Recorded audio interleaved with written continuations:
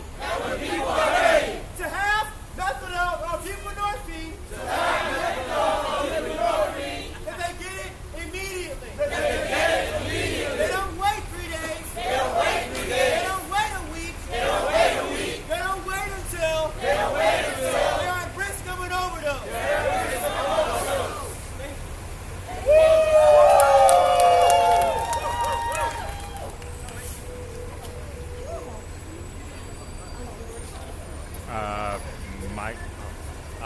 Well, it's on my Facebook page.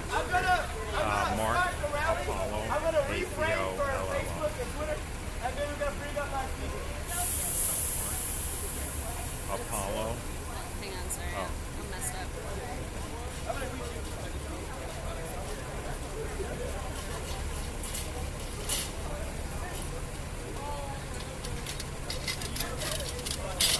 AP1P. APOLLO and an A at the end. And it's also going to YouTube. So. I'm going to have us move in. Okay. Can we just move in closer?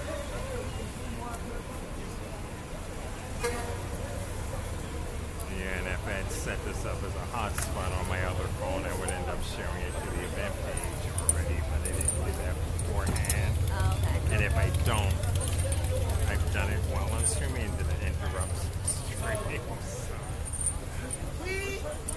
We are the End Overdose New York Community Coalition for the upstate and downstate collective of people that are directly impacted. We have brought our family members to overdose.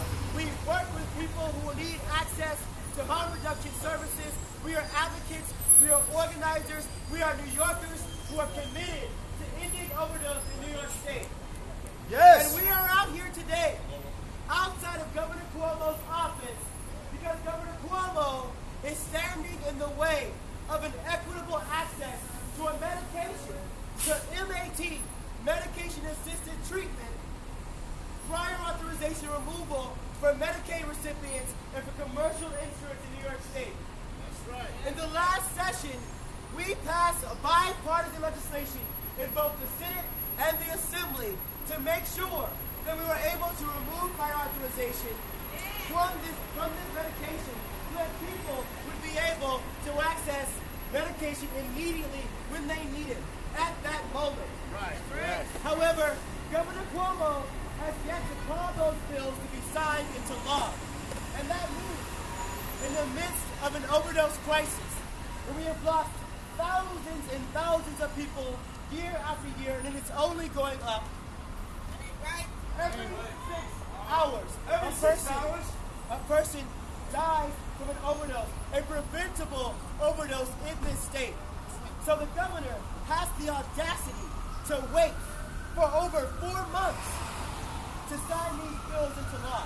And that means that's 4 more months for every 6 hours for a person in this state to die from a preventable overdose when all they need is access to medication to help them save their lives, Sign the and to help bill. them stabilize themselves. So we're out here today as a collective to demand that Governor Cuomo signs the bill, that he does not pass the buck to DOH, that he does not pass the buck to the Department of Budget, but does it today with the stroke of his pen. He can save our lives. That's right. So we have speakers here today Sign who the are going to talk bill. about this issue, who know it intimately. That's Who are right. connected to people who are at risk of overdose, who have experienced overdose themselves, who work with people to change the course of this crisis.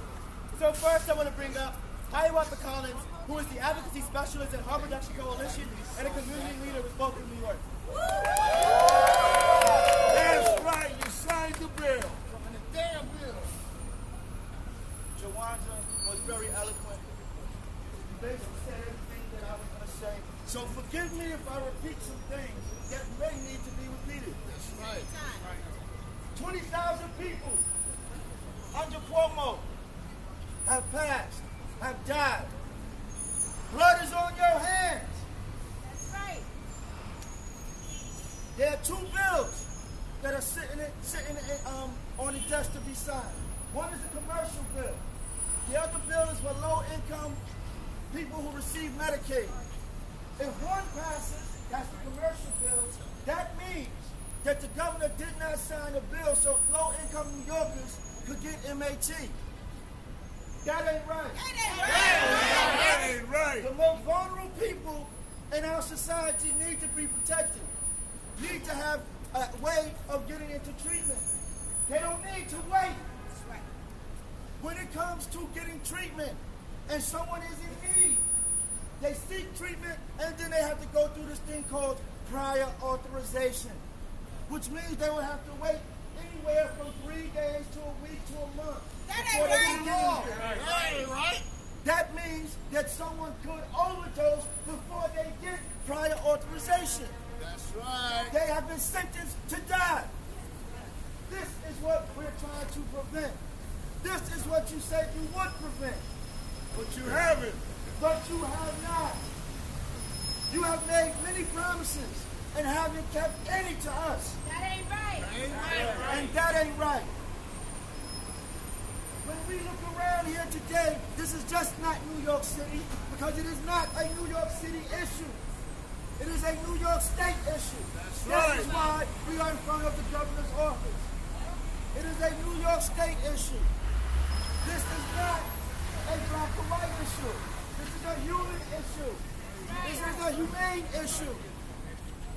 We need this done now. Now. Not later. Not later, but now. With respect, Governor Cuomo, you have been passing the buck for far too long. You want to wait on the New York State Health Department, the City Health Department, bipartisan, to pass this bill when you can do it with the stroke of a pen. What is it that you're waiting for? More people to die? That's what he's waiting for. We were here last year and the year before that. And we're here again. Each time we come, the rate of overdose rises That's right. per hour. Right now, the rate is at 6 people per hour die in this state. That ain't right. Are we going to come back again when it's 5? I pray not. Please do something now.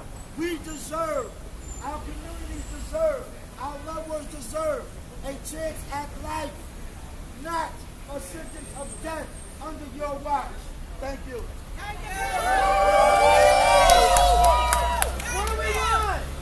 Sign the bill. When do we want it? Now. What do we want? Sign the bill. When do we want it? Now. What do we want? Sign the bill. When do we want it? Now. What do we want? Sign the bill. When do we want it? Now. And if we don't get it, shut it down. If we don't get it, shut it down. If we don't get it, shut it down. If we don't get it, shut it down. If we don't get it, shut it down.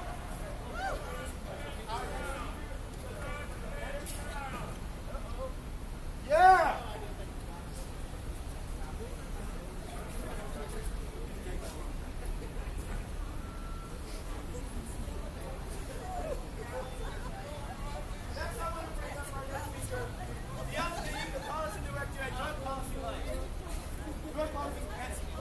Good morning, everyone. Good morning. Thank you for coming out today and your continued effort to push this bill. Throughout this entire election cycle, throughout the entire Democratic primary, we've heard so much about health care and insurance and people getting mad at the fact that people take insurance away from people.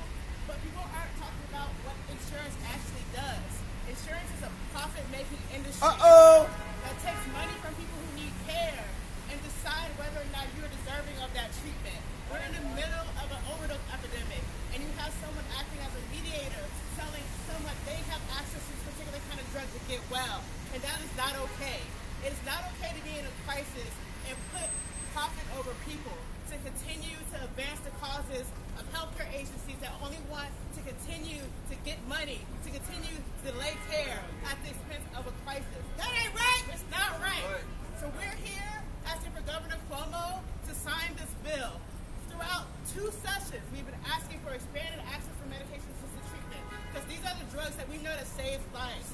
But we have methadone that is highly regulated, that people can't get access to, that you're tied to with liquid handcuffs because people treat it as a drug instead of medication. Yes. Norepinephrine, which was created to create ease to medication, to ease the barriers that exist for people. But we deny it to people who are incarcerated. We deny it to people who are poor. We deny it to black and brown people. And we're seeing the overdose crisis increase and take the lives of people when we know that a simple decision can reverse these overdose deaths, but we're seeing this reluctancy to take action. And sign the bill! Sign the bill. And I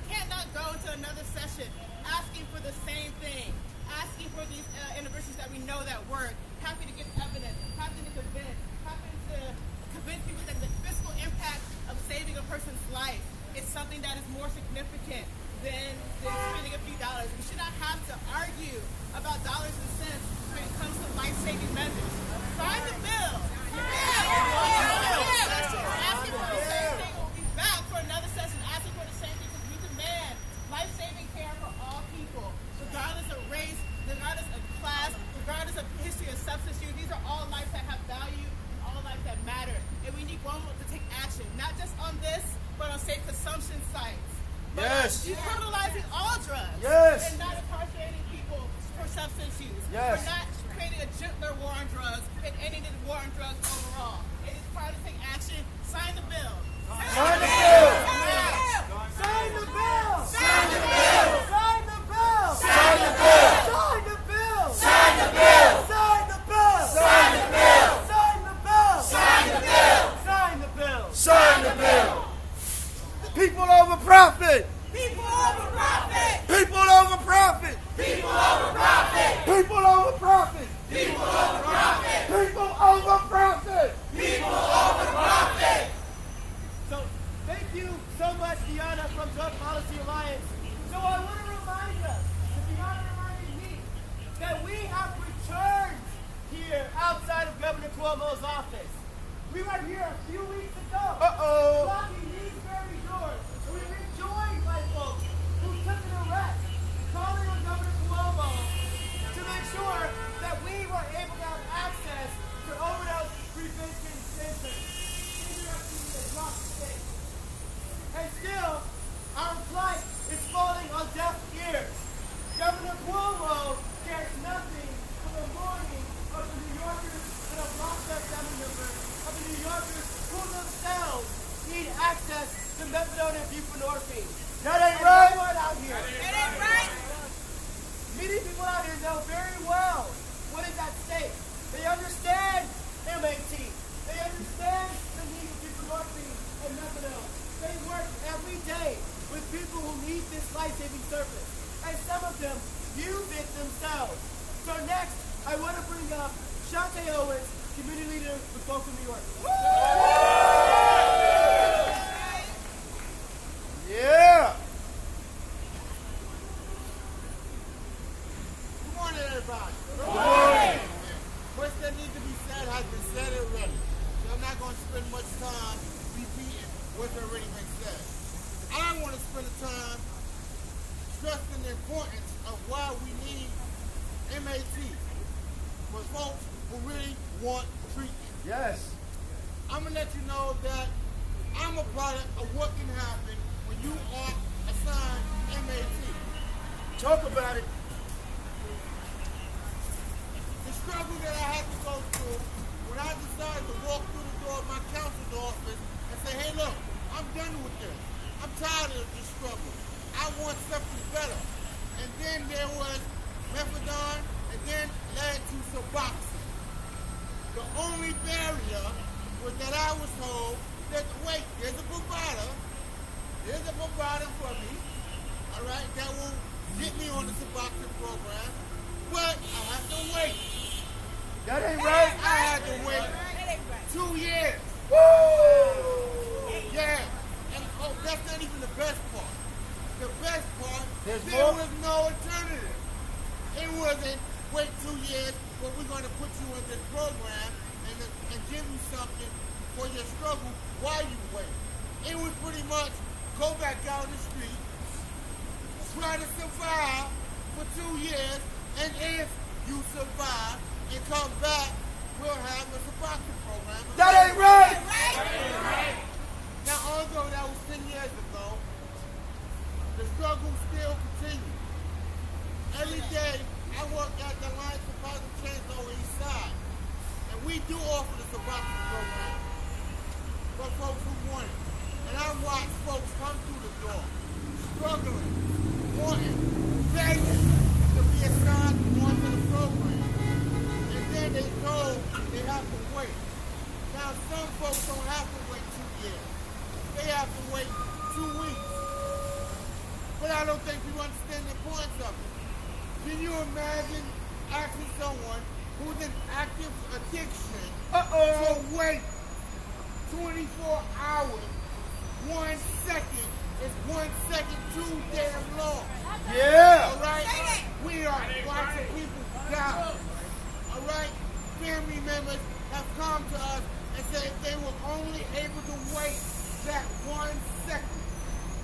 we didn't watch folks get Go ahead, hurt baby. Go ahead. while waiting for the program. Now, I don't know how everybody else feels about this governor. They elected him, but I'm going to be truthful. He gets to talking, and it goes in one ear and right out the other. Because he has not, since he talked anything or kept any promise. Only for the rich. It started when we started talking about affordable housing. And he started talking really good about how he's going to set some money aside for affordable units. We ain't see that damn thing yet. And now, folks are dying. That ain't They right. passed both houses. Both houses. That's hard to do, folks. That is. But that was a lot of fight. That was a lot of struggle. And it got done. And again, we're waiting on a man who sits up in his office and act like nothing is going on. It's not important to him. It's not important.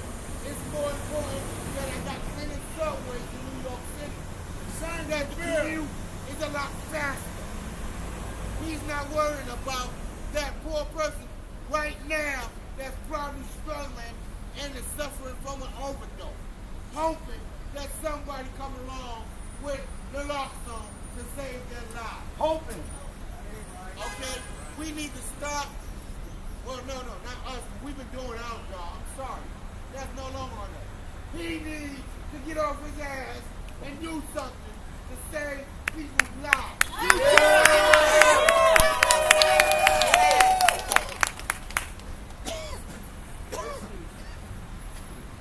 So next, I want to bring up Steve Rabinowitz from Family for Sensible Drug Policy. Good morning, sisters and brothers. We're proud to stand shoulder to shoulder with local today. I'm here with Carol Cafe, our president and founder. Mary Kay Villaverdi, also on our board.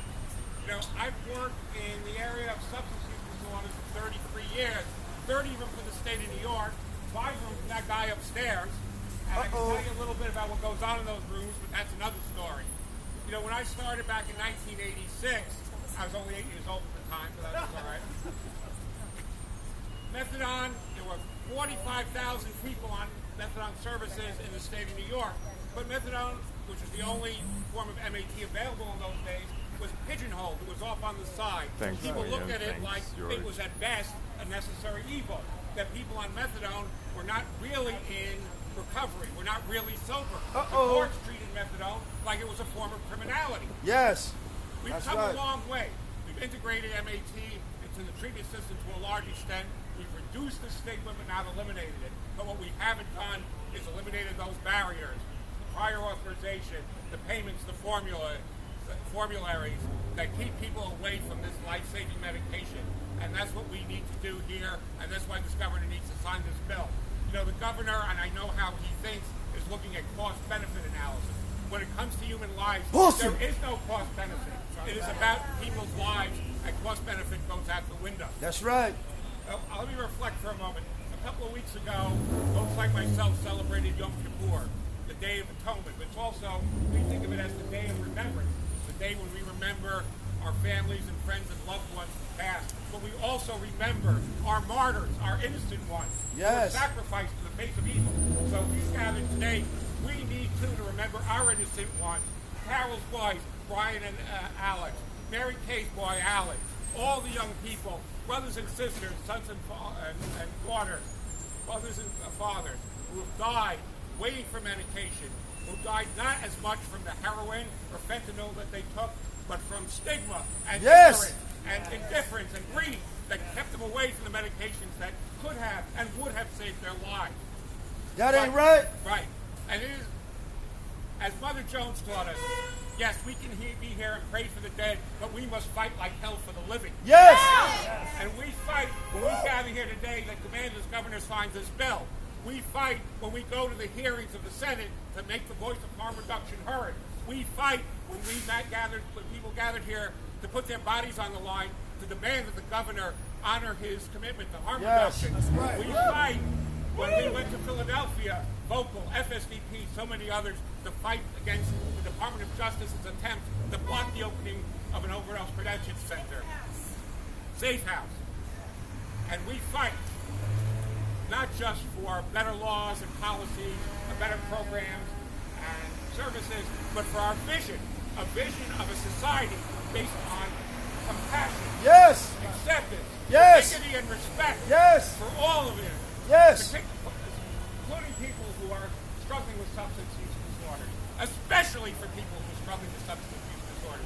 And we fight, in the words of a great working class organizer from Spain, porque llevamos un mundo nuevo en nuestros corazones y este mundo se va creciendo cada minuto. Because we carry a new world in our hearts, and that world is growing every minute. And we build that new world when we fight and win at universal access to M18, when we fight and win overdose prevention centers in every community so that there are no Ryans or Alexes or Alex anymore. Yes. We fight and win an end to criminalization of drug use. Yes. An end to prohibition and an end to the failed and brutal war on drugs. On people. And as we do that, we build that new world, a world in which everybody can live with purpose and hope, decency, compassion, and most of all, justice. I thank everybody who is taking a part in this struggle. Thank you for playing your part. And as is said, Yasher Koach, may your strength continue. Yes. Yes, sir. Thank you so much, Steve. So, again, I want to remind us that we waited 4 months for Governor Cuomo to sign these bills into law so that we can save people's lives. And what happened? And he has ignored us. So also, I want to recenter what this is really about. We are talking about access to health care for low-income New Yorkers all across this state. The reality is that if we don't sign these bills, if the governor does not sign these bills, the people that will suffer the most in this state are the people that are in rural communities. They are people that have access to Medicaid. And that means, therefore, they are people that are dealing with unequitable access to health care. So if Governor Cuomo declares himself the left, which is a joke, then he should have been signed these bills into law. So next, I want to bring up a speaker from a powerful organization that has been holding this governor accountable for years.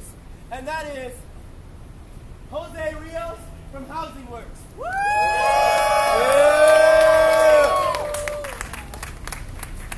Good morning, everyone. Good morning. So my name is Jose. I'm the Overdose Prevention Coordinator at Housing Works. I want to tell you a story of what inspired me to do this work. I had someone that I loved dearly. Her name was Dina.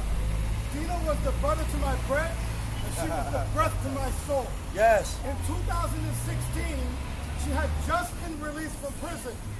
She came to me telling me that her father had just passed away and she had no way of burying her dad. She was crying hysterically and I couldn't get a word in edgewise to let her know that I would be able to help her with her burial expenses. So I said, Dina, go home and get some rest. Text me, call me the next morning. We can continue this conversation. Dina was a very kindred spirit, very secretive behavior. Ask me no questions, I'll tell you no lies. She would disappear on me for days at a time. That's what happened. She disappeared on me. I didn't hear from her. About a week later, I was at a training in Lower Manhattan. My phone rang. I couldn't answer the phone. When I had an opportunity to answer the phone, it was Dina's sister, Gina. Gina says on the phone, give me a call. I need to talk to you. It's important. When I returned the call, Gina says to me, did you hear what happened to Dina? And I said, no. Is Dina in jail again? She said, no. Dina died. So apparently the night that she left me, she went and bought a couple of bags of heroin that was probably laced with fentanyl. She went into the bathroom in her uncle's apartment. Nobody knew why she was going in there. There was no Narcan, and I'm not sure if anyone would know how to use it if they had Narcan.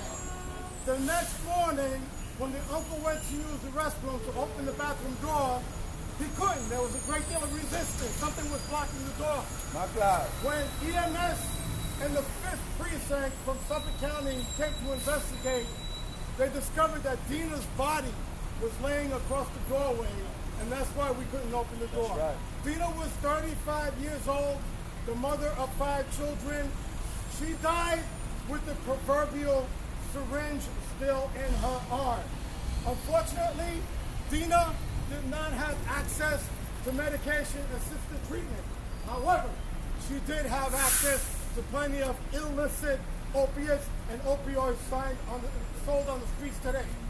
We're asking Governor Cuomo to please sign this bill and to remove barriers to save lives. Or is it cheaper to have people die than to have people live?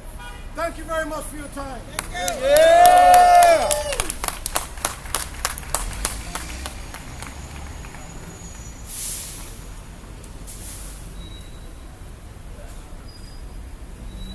End overdose now! End overdose now! End overdose now! End overdose now! End overdose now! End overdose now! End overdose now! End overdose now! So, what's happening here is that bureaucratic red tape is killing New Yorkers.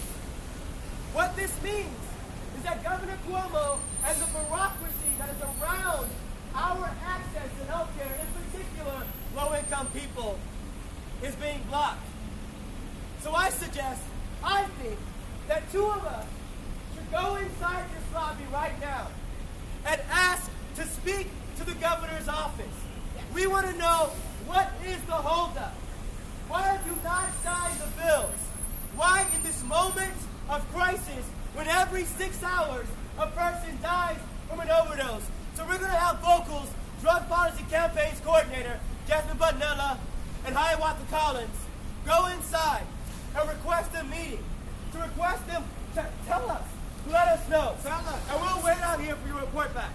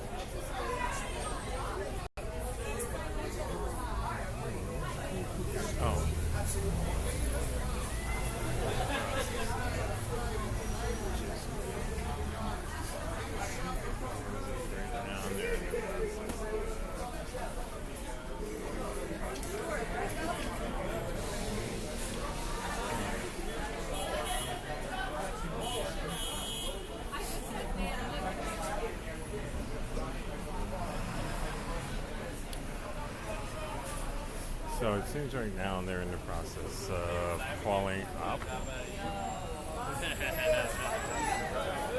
Sign the bill! Sign the bill! Sign the bill! Sign the bill! Sign the bill! Sign the bill! Sign the bill! Sign the bill! Sign the bill! Sign the bill! Sign the bill! Sign the bill! Sign the bill! Sign the bill! Save a life! Save a life! Save a life! Save a life! Save a life! Save a life! Save a life! Save a life! Sign the bill! Sign the bill! Sign the bill! Sign the bill! Sign the bill! Sign the bill! Save a life! Save a life!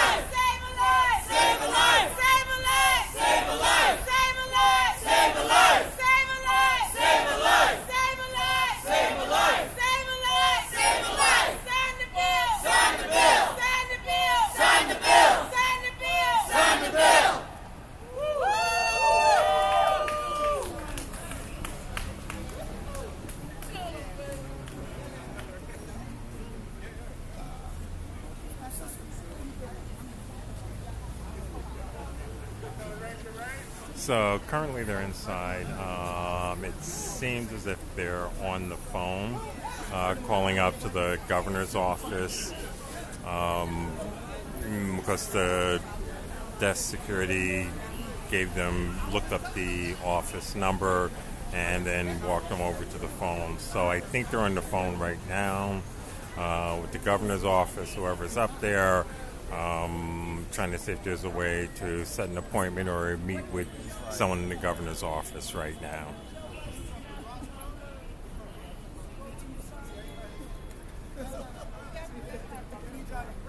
I want to thank everyone who's been sharing it out also. I didn't have time to actually set it up so that I could share from my other phone, so much appreciated.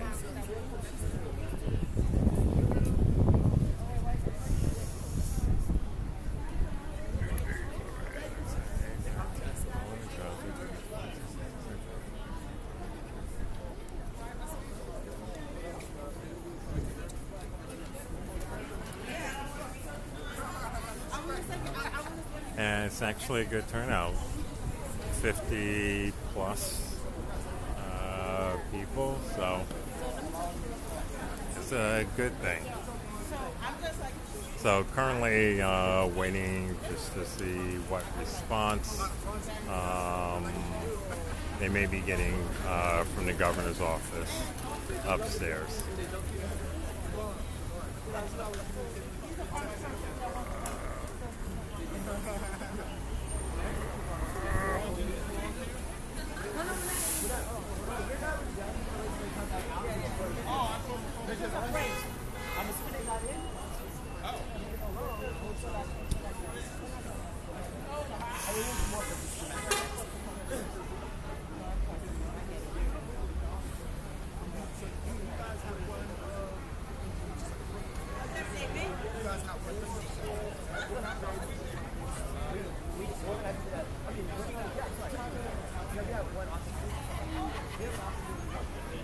I will say, if they're talking to if they are on the phone with the governor's office, they're definitely been on there for a while.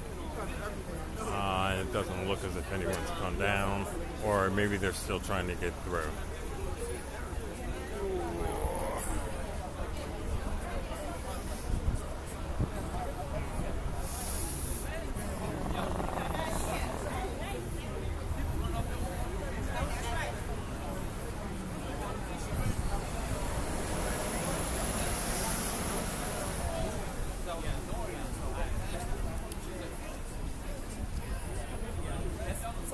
And just so you know, it's pretty cold out here now. I think it's like 32 degrees in the city right now. Rainy.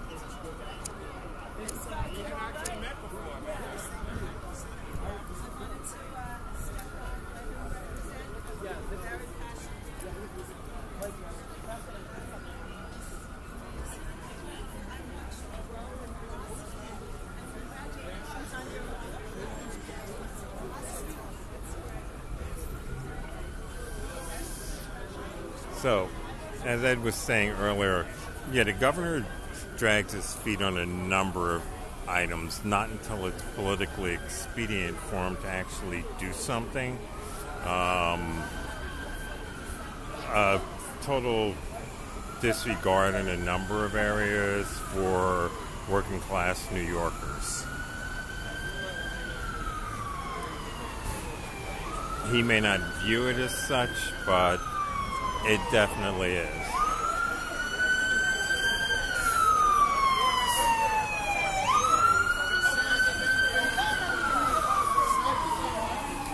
And I want to point it out that even if there are certain pieces of legislation and things which he has done good on after being pushed by individuals within the communities, that doesn't mean he's good on all issues in all areas.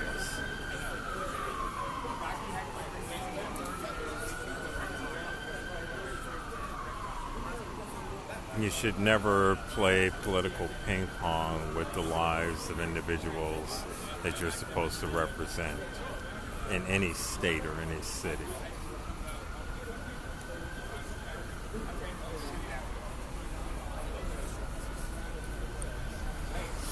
Or any country for that fact.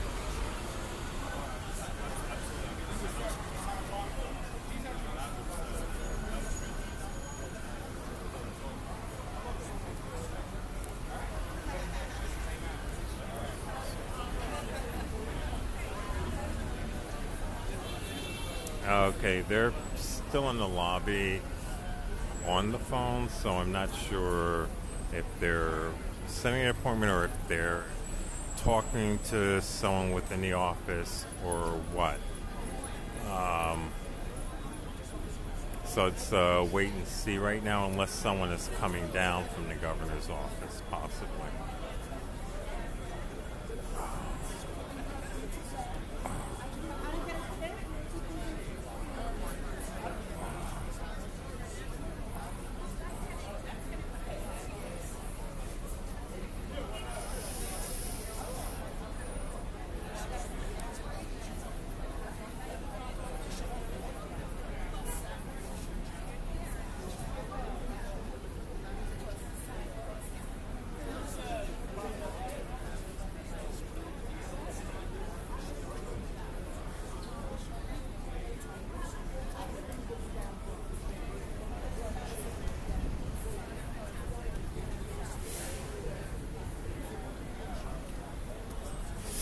And keep in mind, this is just a word of advice for anyone that's watching right now or anyone that may be watching later.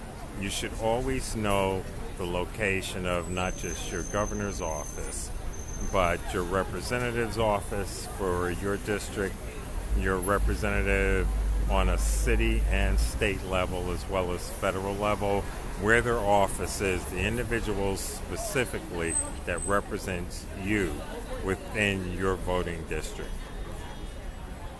You should have it written down. You should have their phone number, their email, whatever contact information is available, as well as the address.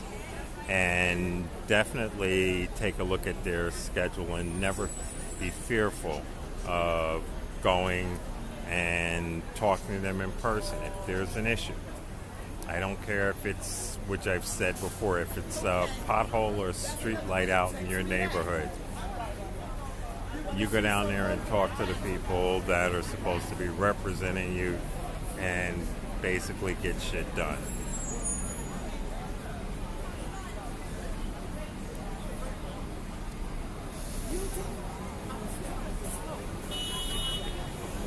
I know.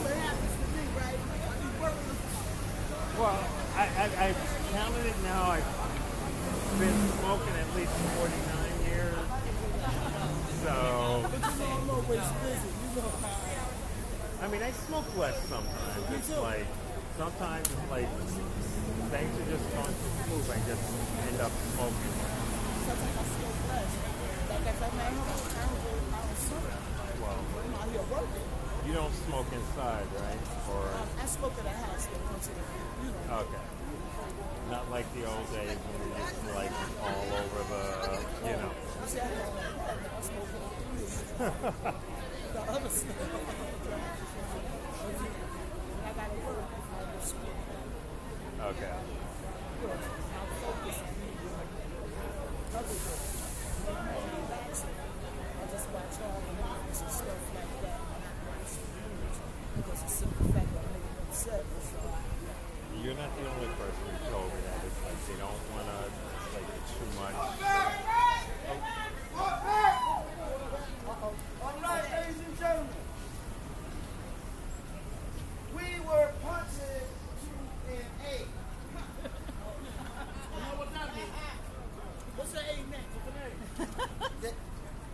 it doesn't matter, but we got a name. We got a name. We were put into an aid, and this aid basically doesn't know what the hell we're talking about. Oh, shit.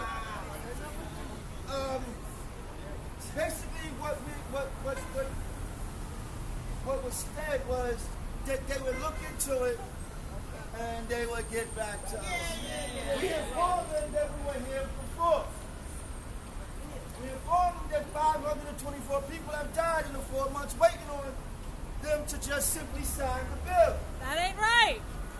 And once again, on this very important issue, on this life-saving issue, it was said that they would get back to us. From the aid. We waited on the phone, we tried to get upstairs. We have to make an appointment on this life-saving issue. I guess this issue is not important enough for us to get a visit with someone from staff. But we think we speak to the aid. Okay? We have to continue to come here for this life-saving issue for people from all around the state. For the fact that we have to get movement on this issue. This issue means so much to so many of us. Loved ones, daughters, fathers, mothers are losing someone every 6 hours in this state. That's not right. And that ain't right. I do not want to see it every 5. But not only that, every life is precious. Everyone deserves a chance at recovery if that's what they want. Without MAT, they don't get a chance. It's just more people suffering and dying. And this is what we want to change. I thank you very much for coming out here today. Thank you for waiting for while we tried to go upstairs. And let's make sure that we all continue to fight in unison, together. Yeah! Yeah!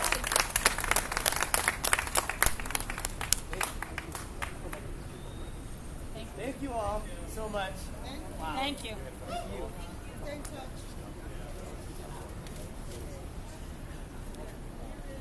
Okay, I want to thank everybody for tuning in. No, it's okay. I just wondered if you could tag New Worker Cooperatives, your video, so that our people can see it. Give me Yeah. so I can Yes. all remember. Because later I'll be like, okay, I know. was it? And I hate doing that if I don't, Oh, no, I get it. because there are a lot of times I don't ask, and I'm like later on that day I'm trying to figure out, hey, No, because we have a big list. We have a big community, and we would like to, because I didn't have a chance to bring somebody to help with social media.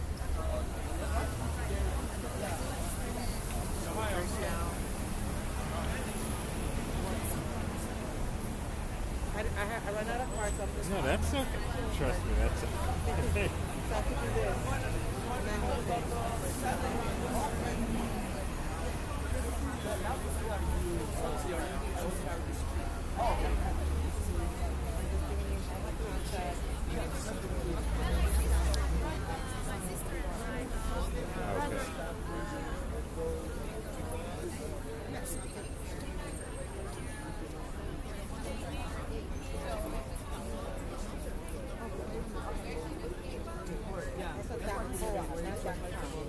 Okay. So Facebook is at New Worker.